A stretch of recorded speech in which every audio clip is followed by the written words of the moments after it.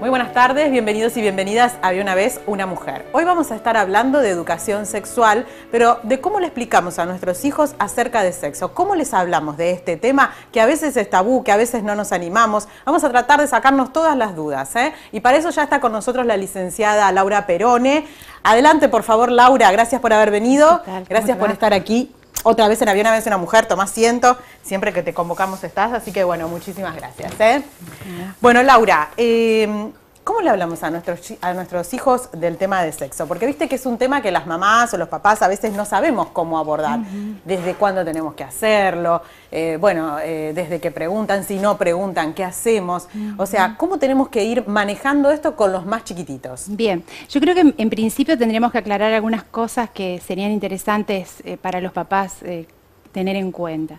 Primero, que la sexualidad está, que conforma parte de nuestra forma de ver la vida y que no podemos obviarla, ¿no? Sí. Que es una de las cosas que por las cuales los padres tienen muchos miedos, porque esto tiene que ver con la subjetividad, ¿no? Claro. Cada uno no lo afronta por su propia subjetividad o lo afronta de una manera distinta. Sí. No hay una receta clásica para que todos funcionemos de la misma manera, porque esto pega la impronta de la subjetividad de la persona. Sí. Pero en general lo interesante sería tener en cuenta que nosotros desde que tenemos un hijo estamos imprimiendo o educando en la sexualidad.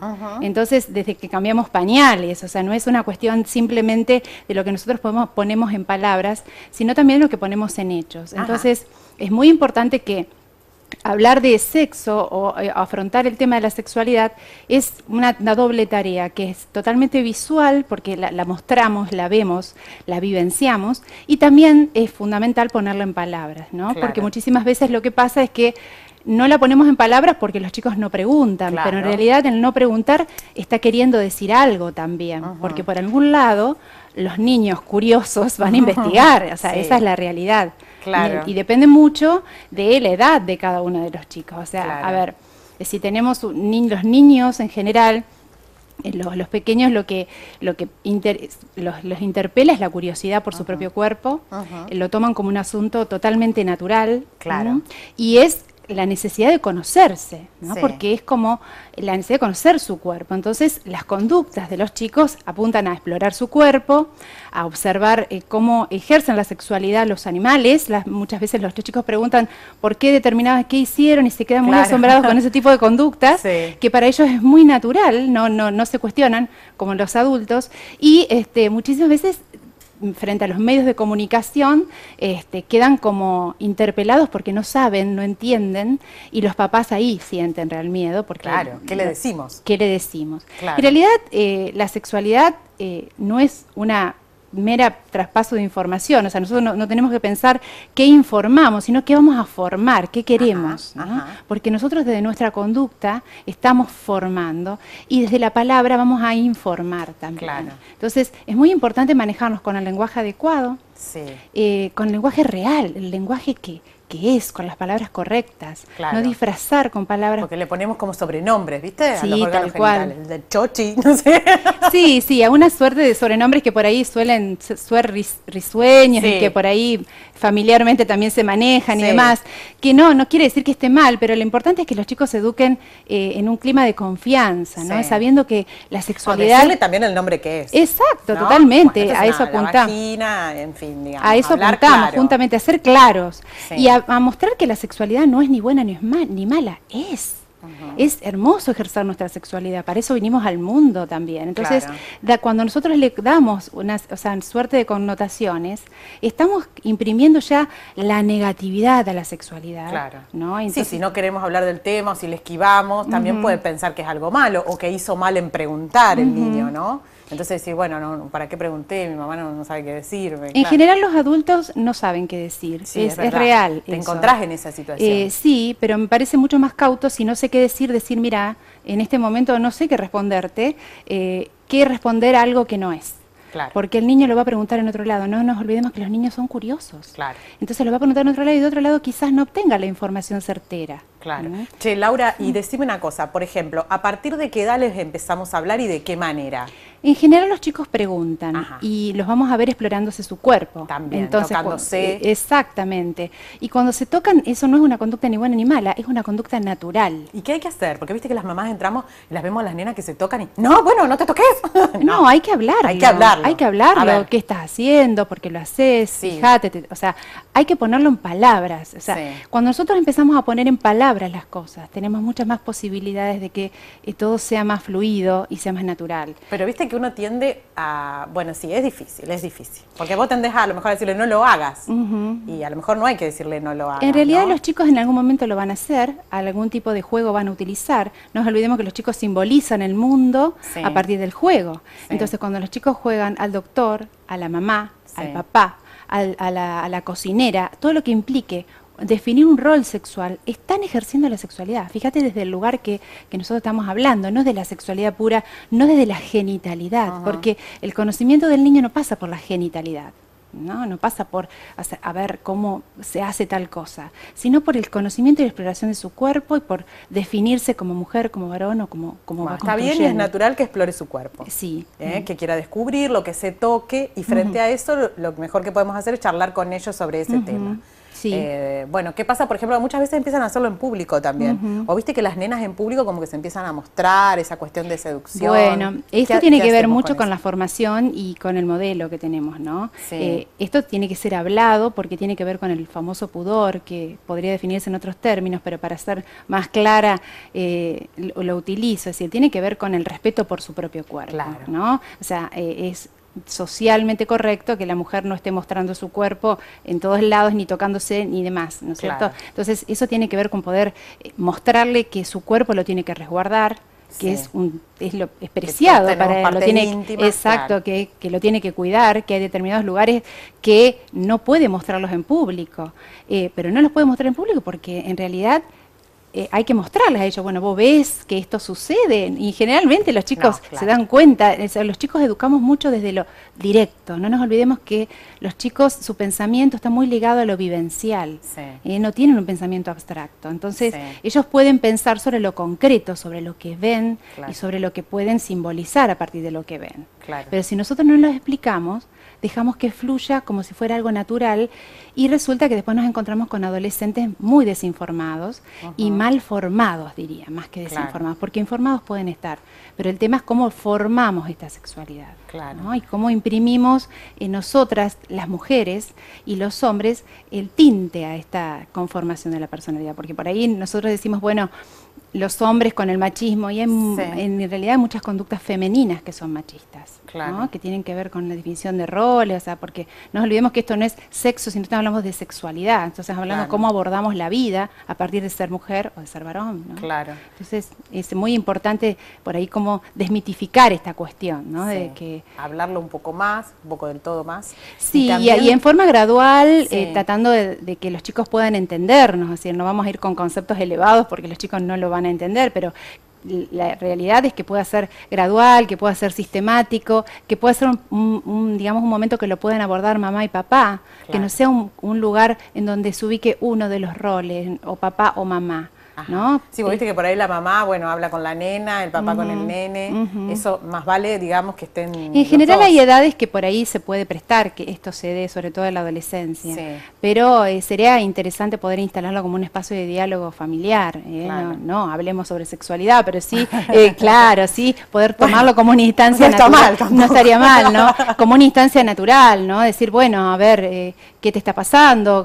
O, a ver, esto es normal, sobre todo con las conductas que a nosotros por ahí nos llaman la atención, ¿no? Esta Claro. cuestión de los chicos de mostrarse en público o verlos que se tocan mucho, o sea, ese tipo de cosas como, bueno, hay que ver también hasta qué punto esto es normal o es patológico, ¿no es cierto? También Claro. hay que determinar eso, que no sería una mamá quien lo va a determinar. Claro, claro. ¿Y cómo condimentamos esto con lo que vos decías? Bueno, no es solamente que estamos hablando de genitalidad, sino que estamos hablando de un montón de otras cuestiones que están relacionadas con nuestras emociones, con nuestros sentimientos.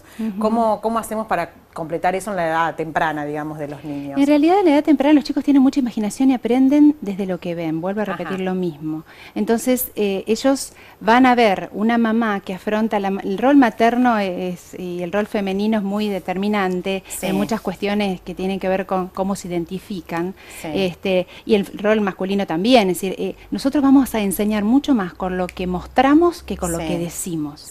Pero es muy importante ponerlo en palabras. Claro, claro. Y decir, bueno, esto es así. Exactamente. No, vuelvo a repetir, no hay una receta puntual, pero sí es importante manejarse con la verdad. Claro.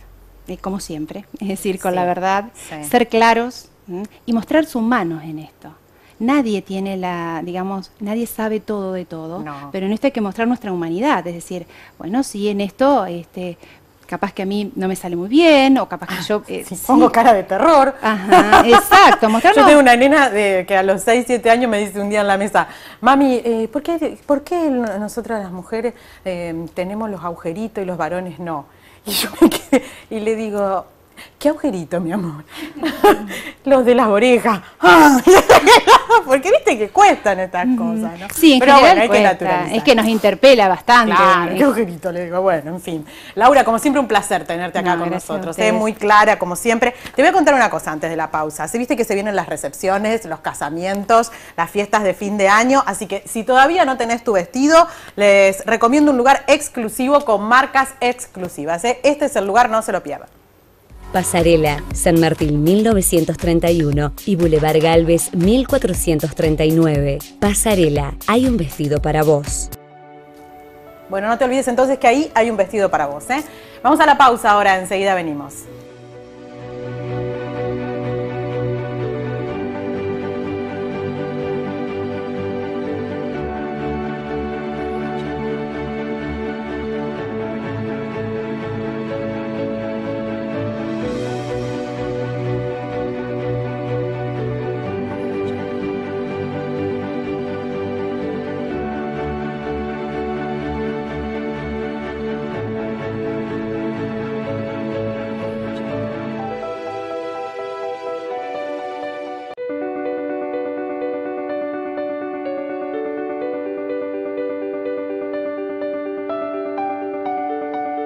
Bueno, continuamos en Había una vez una mujer, estamos hablando de cómo hablarles a nuestros hijos de educación sexual, este tema que a veces es tabú, que no nos animamos, que no sabemos cómo abordar.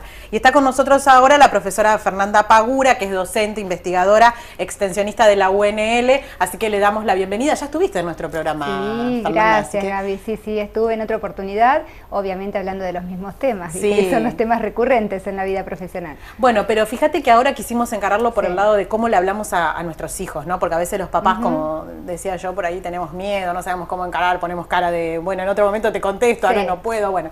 Y hablábamos con Laura muy bien de toda la etapa de la niñez y quería preguntarte un poquito, dada también tu experiencia en las escuelas, bueno, ¿cómo lo abordamos con los adolescentes cuando ya la cuestión se pone como más, bueno, a ver cómo hablamos de este tema, ¿no? Sí, hay cosas que comentó Laura anteriormente que me parecen importantes retomarlas. La primera, que no hay recetas, esa es la receta. Está lo que yo pensé que ustedes me iban a dar la receta, ahora ¿qué hago? Tiene 9 la mía, el año que viene que le digo. Es la mala noticia del día. Pero ver. lo cierto es que también es buena, porque nos permite improvisar, nos permite, bueno, trabajar y operar con aquello que disponemos, ¿está? Que no siempre para todas las personas es lo mismo.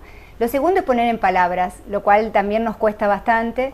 Y lo tercero, que cuando hablamos de sexualidad, la primera persona que interpela es a nosotros y a nosotras en carácter, desde nuestra condición de género y desde nuestro rol, ¿no? Como mamá, como papá. Y bueno, y nada, no es fácil, es uno de los temas más espinosos que tenemos para trabajar en los distintos roles que vamos asumiendo, ya sea esto de la maternidad, la paternidad o la docencia. Así que bueno, de esa confluencia y que efectivamente se reconoce como que este es el tema que nos cuesta, me parece que hay que animarse, ¿no? Animarse a hacer circular la palabra en la casa, cosa que nos cuesta bastante porque precisamente pone en reflexividad lo que traemos a nivel de nuestros mitos, nuestros tabúes.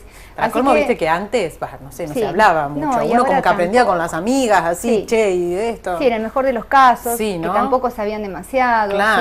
Pero lo cierto es que las familias, bueno, pueden tener como una caja de herramientas para trabajar con los chicos y las chicas, o pueden no tenerlas, ¿sí? Lo cierto es que esto de poder, bueno, reconocer, primero que me da tanta vergüenza como a vos, adolescente, hijo, hija, hablar de la temática, pero lo cierto es que el adulto es un referente, ¿sí? Es un referente que permite acceder a otra información, permite acceder a recursos, a la necesidad, en el caso de que necesitemos una consulta, es el adulto de la casa el que también puede facilitar el acceso al centro de salud o el acceso a un consultorio, a una médica, a un médico, ¿sí? Sí. Así que bueno, desde esos lugares decir, bueno, a ver, ¿y qué hago entonces ahora? Lo que se puede. Lo que se puede, pero lo cierto es que vos antes comentaste algo en torno a tu hija y me pareció re interesante porque en muchas oportunidades los chicos y las chicas plantean cosas y uno lo interpreta desde la propia perspectiva de adultos, ¿sí? Entonces esto de repreguntar, esto de volver la pregunta, ¿qué querés decir con eso? O sea, ¿qué querés saber? Y con los adolescentes también funciona, porque a veces queremos como, bueno, ofrecerle todo lo que tengo y no es lo que ellos o ellas están esperando. En ese momento a lo mejor. Y lo que sí, algunas cuestiones que también marcan la diferencia, ¿no? En este vínculo que generamos con las y los jóvenes, el hecho de poder visualizarlos como sujetos de derecho, de derechos sexuales y reproductivos. A veces los vemos como, bueno, adolescentes, le ponemos el mote de irresponsables, de que no pueden, de que, bueno, en realidad algunos sí y algunos no, no todos están en ese lugar. Pero lo cierto es que son sujetos de derechos contemplados en la normativa vigente y nosotros como adultos tenemos la responsabilidad de ofrecerle herramientas para una vida sexual plena, una vida reproductiva planificada, ¿sí? Y ese es el rol que tenemos que darnos, o sea, es una responsabilidad. A veces, yo digo, bueno, no nos animamos, a veces sí, a veces está mamá, a veces está papá, pero a veces cuando vemos que la imposibilidad es como mucha, recurrir a otro adulto, a otro adulto referente, un tío, un familiar, un amigo, que a veces le cuesta menos, le puede costar menos, o el propio docente, ¿sí? Un docente que, bueno, que vemos como que ha generado un vínculo de confianza. Creo que ahí está el punto. ¿Y a partir de qué edad les empezamos a hablar, por ejemplo, de métodos anticonceptivos? Bueno, y también un poco de lo que son las relaciones sexuales y lo que significa una relación sexual, ¿no? Como que también ahí me parece que hay que poner el acento, ¿no? Sí.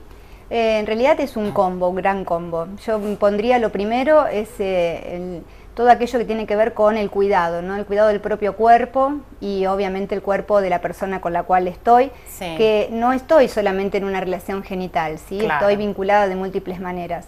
Y desde ese lugar vos decís, ¿cuándo empezamos? Cuando son pequeños y pequeñas. O sea, el cuidado del cuerpo es, necesitamos distintos acercamientos en torno al cuidado y bueno, a medida que uno va creciendo va generando nuevas expectativas, necesidad de nuevos saberes y ahí nos acercaremos a lo que es una relación genital. Pero lo cierto es que hay cosas que ya van apareciendo en la vida de los niños y niñas y en la adolescencia con este despertar sexual, qué sé yo, bueno, aparece así como más necesidad de saber. Pero sí me parece que si cambiamos el eje y nos ubicamos en una perspectiva de derecho, nos corremos de la idea de riesgo, o sea, si tenés sexo te va a pasar, sino trabajar desde este otro lugar de decir, bueno, a ver, ¿qué necesitamos como para que nuestro hijo o hija pueda tener una vida saludable, una vida sexual saludable, ¿no? Y en ese sentido, bien, ver la información necesaria, ver hasta dónde puedo, si no pedir ayuda, buscar otro adulto, facilitar los canales de acceso a, por ejemplo, los métodos anticonceptivos, ¿está? O una consulta, pues estaba pensando que tenemos una ley que habla del derecho de niños, niñas y adolescentes a ser atendidos en su salud reproductiva y sexual, hasta incluso sin la presencia de un adulto. Eso lo dicen las normativas actuales. Entonces, pero por ejemplo estamos hablando de 13, 14 años, antes... No, la ley nacional dice 14 años, la ley provincial no tiene piso, ¿está? Pero lo cierto es que hay un centro de salud y hay un sistema de salud que tiene la responsabilidad nuevamente de atender a las y los jóvenes, ¿sí? Y hablando de otra cosa que a lo mejor también facilita en esto de repreguntar, en esto no dar por sentado nada, ¿sí? En relación a nuestros jóvenes, que indudablemente tienen formas de afrontar su vida sexual y genital distintas, son otra generación.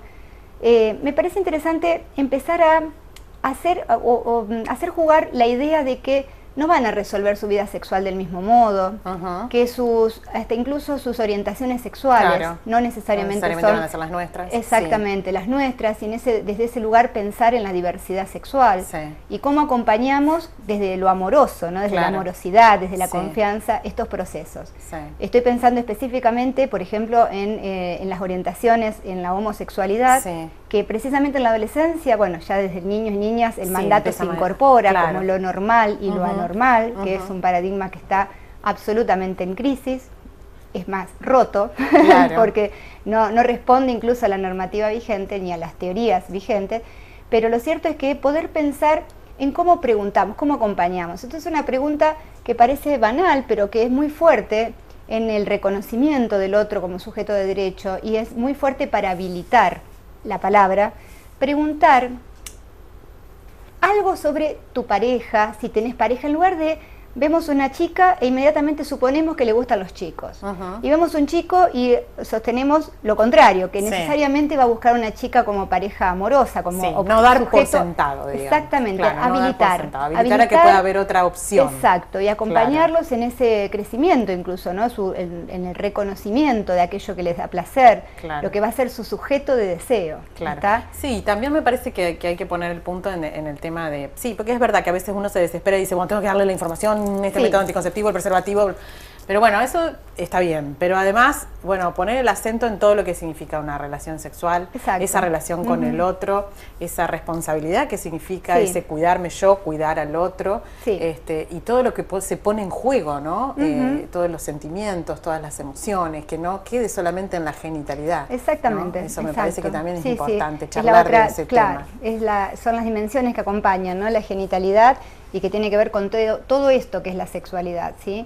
Vos sabés que a veces los papás tenemos miedo porque los adolescentes, o sea, en los niños ellos como que tienen un referente en el adulto y te van preguntando, pero a veces el adolescente se aleja. Sí. Entonces es más difícil llegar, y más difícil llegar con este tema, ¿no? Por eso digo, ¿no? Cómo ir construyendo para que generar esa confianza. Sí, indudablemente no censurando ni sancionando.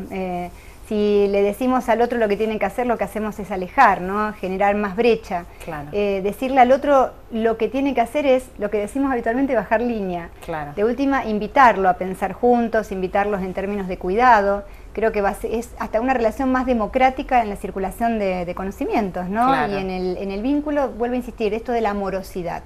Y de la confianza, de que el otro, bueno, puede Podés con todo confiar esto. en mí y yo te puedo, y yo también te puedo contar y bueno, y podemos charlar y te voy a reconocer desde todo lo que hagas o dejes de hacer, es decir, desde aquello que haya sido un error o aquello que sea tus elecciones o aquello que sea lo que sentís, ¿sí? Desde todos esos lugares te voy a reconocer en este lugar de sujeto de derecho y de hijo y de hija. ¿Sí? Claro, porque si nos ponemos en la cuestión así como muy dura, bueno, lo único que vamos a lograr es que se alejen. Sí, fíjate vos que cuando hablamos de, por ejemplo, bueno, los sufrimientos, ¿no? que tienen los y las jóvenes, en algunos casos muchos de ellos tienen que ver con sus orientaciones sexuales, sí, especialmente para los varones, que la sociedad es muy terrible, ¿no? En los preceptos y en la moral que baja hacia los varones, y en términos de moral, de lo que debe hacer y lo que no debe hacer. Y en ese sentido, por ejemplo, la homosexualidad en los varones es casi imperdonable. Claro. Yo siempre me pregunto, ¿no? Ante las estadísticas de suicidios adolescentes, de varones adolescentes, ¿qué cosa o cuánto hay de todo esto atrás? ¿Cuánto hay de dolor en lo que no puede decir, en lo que siente que es sancionado, que siente que no es reconocido? Y bueno, y también tiene que ver con la responsabilidad como adultos, ¿no? De acompañar en estos procesos de construcción identitaria y de, no de elección, porque la orientación no es una elección, sino que es un sentimiento, es una pulsión, pero lo cierto es que cómo decide vivir esa orientación, ¿sí? Claro. Y a veces los mandatos son muy fuertes en cuanto a callarse y ocultarlo, ¿sí? Y es de mucho dolor. Sí, seguro, sufren muchísimo, sufren muchísimo, tal cual. Eso es verdad. Bueno, Fernanda, muchas gracias por estar acá y dejarnos estos conocimientos. Bueno, como siempre estás bienvenida. Bueno, nos vamos a la pausa y antes les voy a contar nuestras vías de comunicación, nuestro Face, Había una vez una mujer, nuestra fanpage, también Había una vez una mujer, nuestro celular 156-315-054 o pueden escribirnos a habiaunavezunamujer@gmail.com. Vamos a hacer la pausa ahora, no se vayan, enseguida venimos.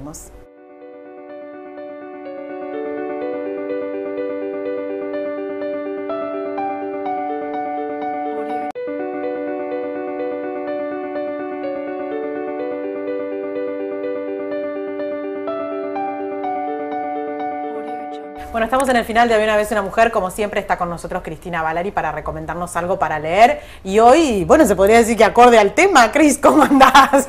Bien, muy bien. Muy encantada de escuchando a los profesionales. Sí. Muy bien las chicas. A mí me tocó como docente de enseñanza religiosa abordar eso con adolescentes. Y la experiencia me mostró que en la medida en que el educador, el papá o la mamá, el referente adulto que el niño o el adolescente tiene, tenga gozosamente asumido su ser varón o su ser mujer, eso aliviana mucho las cosas, porque el chico y el adolescente perciben cuando el interlocutor válido a quien él recurre está feliz, pleno, con su elección, con su estilo de vida. Bueno. Sí.